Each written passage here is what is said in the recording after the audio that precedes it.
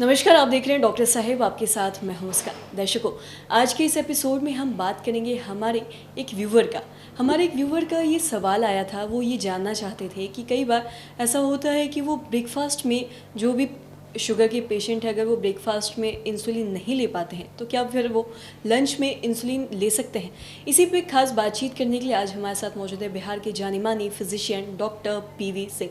दर्शकों, आपको बता दूं कि एलएनजेपी हॉस्पिटल में कार्यरत है। सर नमस्कार, बहुत बहुत स्वागत है आपका। धन्यवाद जी। सर, मैं आपसे जानना चाहूँगी, हमारे एक व्यूवर का ये सवाल था। वो ये जानना चाहते हैं कि अगर कोई शुगर का पेशेंट है, अगर वो ब्रेकफास्ट में इंसुलिन नहीं ले पाते हैं तो क्या वो लंच में ले सकते हैं। जी ज़रूर ले सकते हैं। ये डिपेंड भी करता है कि वो कौन सा इंसुलिन ले रहे हैं। Actually there are different types of insulin, ठीक है। और अलग अलग इंसुलिन का अलग अलग हाफ लाइफ होता है, ठीक है। जैसे बहुत रैपिड इंसुलिन होते हैं, रैपिड एक्टिंग इंसुलिन, जिनका हाफ लाइफ बहुत कम होता है। कुछ ऐसे इंसुलिन होते हैं, सिंथेटिक इंसुलिन्स होते हैं, जिनको दिन भर में बस एक ही बार लेते हैं, ठीक है। तो जो ये सवाल है आपके व्यूअर का कि क्या एक बार वो मिस कर गए ब्रेकफास्ट पे तो वो लंच टाइम ले सकते हैं या किसी और वक्त ले सकते हैं, तो काफ़ी कुछ उनको ये भी जानकारी लेनी, उनको ये जानना चाहिए कि he should himself be well informed. मतलब उनको भी एजुकेटेड इतना होना चाहिए कि insulin should always be taken in proportion to the amount of calories that he is taking, ठीक है।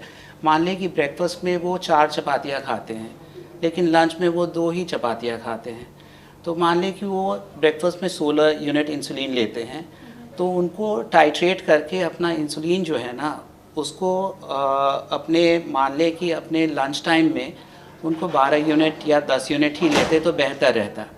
क्योंकि कोई भी डॉक्टर नहीं चाहता है कि हाइपोग्लिसीमिया यानी कि शुगर का लेवल लो हो, because that is an emergency and it's difficult to manage at home, है ना। कई बार ऐसे मरीज़ों को हॉस्पिटलाइज करना पड़ता है और फिर आईसीयू मैनेजमेंट करना पड़ता है।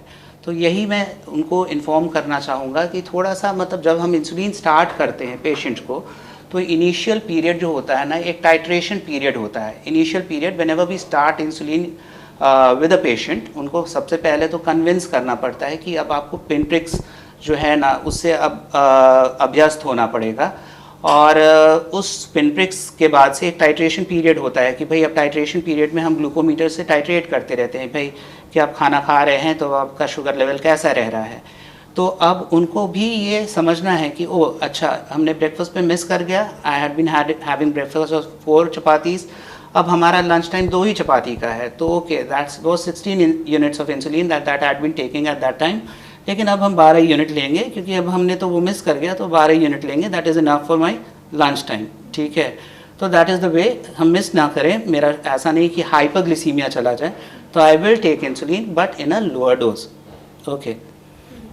और एक और चीज़ मैं आपसे ये जानना चाहूँगी कि कई बार ऐसा देखते हैं कि ऑपरेशन करवाते वक्त अगर किसी का शुगर हाई या फिर कम हो जाता है, तो ऐसे स्थिति में क्या करना चाहिए।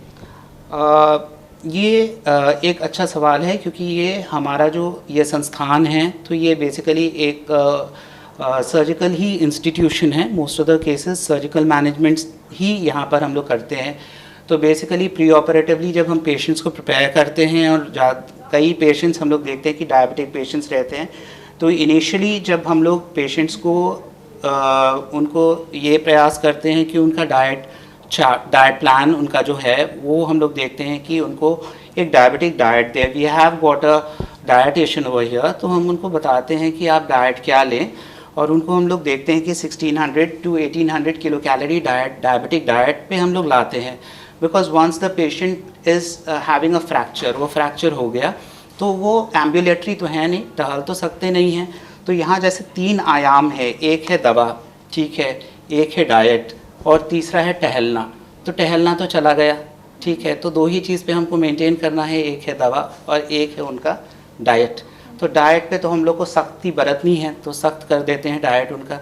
दूसरी उनकी जो दवा है ओरल हाइपोग्लिसिमिक एजेंट या फिर इंसुलिन, तो इंसुलिन हम लोग देते रहते हैं। जो भी इंसुलिन है या ओरल हाइपोग्लिसिमिक एजेंट वो चल रहा है, लेकिन मोस्ट ऑफ द टाइम अगर ओरल हाइपोग्लिसिमिक एजेंट से कंट्रोल नहीं हो रहा है तो हम लोग एक स्लाइडिंग स्केल ऑफ इंसुलिन पे उनको ले लेते हैं। ये स्लाइडिंग स्केल ऑफ इंसुलिन ज़्यादातर रेगुलर इंसुलिन रहता है, और रेगुलर इंसुलिन जो रहता है वो स्लाइडिंग स्केल से हम लोग देते हैं। जितना भी उनका, अगर मान लें कि एक पद्धति होती है जिसमें टॉप अप हम लोग करते हैं।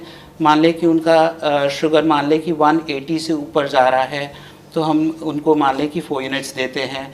मान लें कि 200 से ऊपर गया तो उनको हम लोग 6 यूनिट्स देते हैं। मतलब in such a manner we try to maintain that patient in a euglycemic state. यही तरीका होता है पेशेंट्स को प्रिपेयर करने का pre op and post op as well, so that कि इनका वुंड हीलिंग अच्छा हो।